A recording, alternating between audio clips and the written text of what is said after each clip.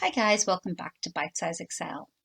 In this short video, we're going to take a quick look at the find and the search functions. Now, the purpose of the find and the search functions in Excel is basically to return the position of a particular character within a string of text. So essentially, if you wanted to find what number an E falls in within your cell, you'd use either the find or the search functions.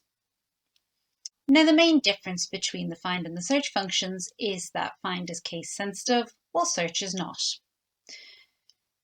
So using E as an example, if we were to type in here equals find, and we want to find where there is an E, but a lowercase e within our text, and the first part of our function is the text we want to find, and the second part is the cell we want to find it in.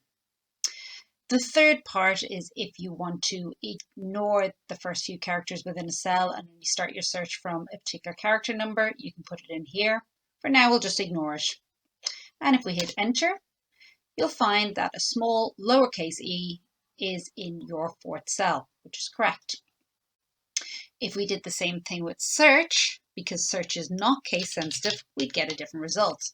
So if we did search, did our lowercase e, and then selected our cell, you'll find that it will return a 1. And that's because search isn't case sensitive, while find is. Looking at your find function again with that last part of the formula in it. So if we go equals find, again, we want to search for an E in this cell, but we want to ignore the first part of our formula. So say we want to start it at the Excel, we want to ignore the first 5 characters. Then we would have our start position being 6. And again, it will return a 9 because it is the 9th character within the cell. We can do the same thing with our search function, adding in that last parameter. So if we want to start it again at our 6th character, you'll see that it will return a 6, which is correct because there's 4 in easy, a space, and the E is our 6th character.